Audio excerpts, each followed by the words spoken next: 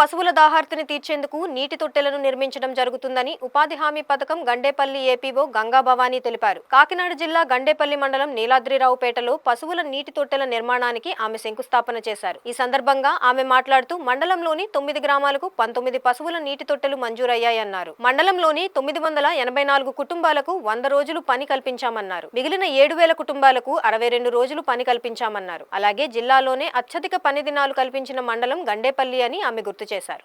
మరి ఈరోజు గండేపల్లి మండలం నీలాద్రిపేట గ్రామ పంచాయతీ నందు రాష్ట్ర వ్యాప్తంగా మన గౌరవ ఎమ్మెల్యే గారు స్టార్ట్ చేయాల్సినటువంటి ఏదైతే పశువులతోటి నిర్మాణం ఉందో దాన్ని చేపట్టక నీలాద్రిపేటలో ఈరోజు ప్రారంభించడం జరిగింది. మరి దీనికి సంబంధించి ఏంటంటే నీలాద్రిపేట గ్రామ పంచాయతీలు ఎక్కడైతే పశుపక్షాదులు ఉన్నాయో వాటన్నిటి కూడా వేసవి సమయంలో ఏదైతే దాహార్తిని తీర్చడానికి అవసరమైనదో ఆ దాహార్తి తీర్చేందుకు గాను ఈ పశువులతోటి నిర్మాణం అనేది చేపట్టడం జరుగుతుంది.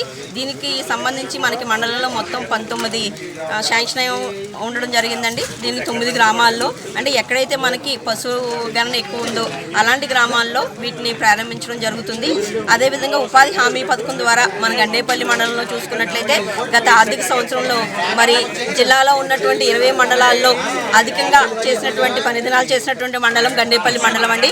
ఇది 4,92,000 పని దినాలు అనేది కల్పించడం జరిగింది.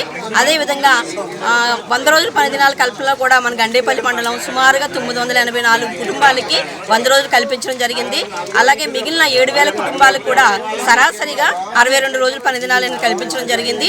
అదేవిధంగా మనకి 62% అంటే సగటున కుటుంబానికి 100 రోజులు కల్పించాలన్నట్లయితే కనుక 62 రోజులు మండలంలో ఉన్నటువంటి 7,200 కుటుంబాలకు కూడా మనం ప్రొవైడ్ చేయడం జరిగింది. మరి మన జిల్లాలోనే గండేపల్లి మండలాన్ని అత్యధిక ప్రోత్సహించినట్లటువంటి ప్రతి ఒక్క సిబ్బందికి, అధికారులకు, ప్రజాప్రతినిధులందరికీ ధన్యవాదాలు తెలియజేస్తున్నామండి. నమస్కారం.